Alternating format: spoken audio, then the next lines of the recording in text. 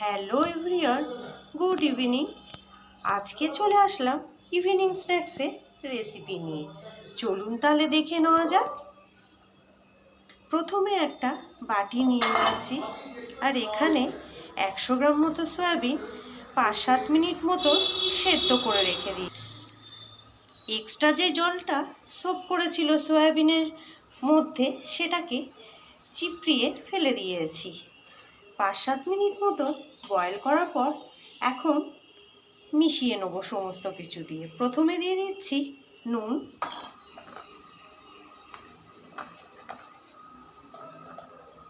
আর দিচ্ছি হলুদ গুঁড়ো, আর দিয়ে দিলাম জিরের গুঁড়ো।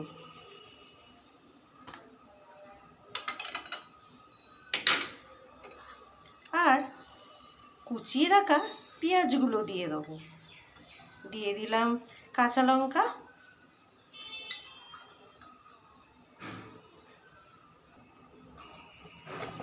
আর দিয়ে দেবো সামান্য পরিমাণ লঙ্কার গুঁড়ো।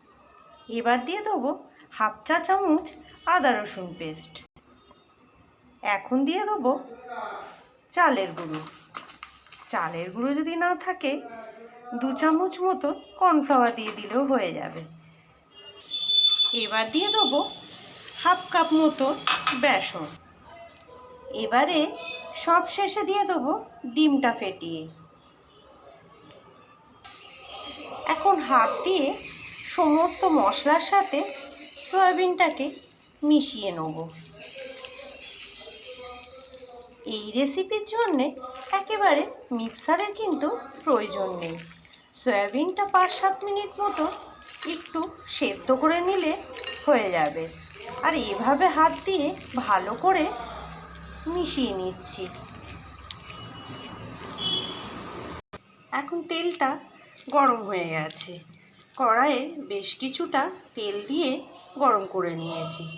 অতি অবশ্যই রিফাইন অয়েল দিতে হবে। আর এবারে মিডিয়াম ফ্লেমে রেখে একে একে পকোড়ার মতন করে মিডিয়াম ফ্লেমে রেখে উল্টে পাল্টে নিই।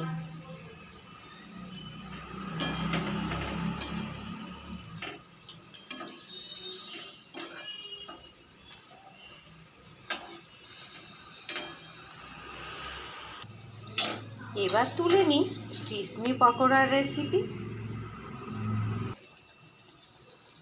আবারও দিয়ে দেবো একইভাবে।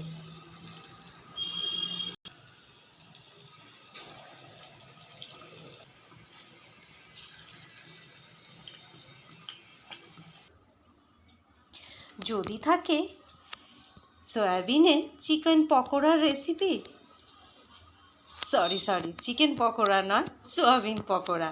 চিকেন পকোড়ার থেকে কোনো অংশে কম হবে না, কিন্তু স্বাদে অতুলনীয়। বানিয়ে ফেলুন খুব সহজে এই রেসিপিটা দেখে। আর সাথে থাকে সস, কিংবা থাকে 1 কাপ চা। সন্ধেটা জমে যাবে জাস্ট। শুভ সন্ধ্যা বন্ধুরা, নমস্কার।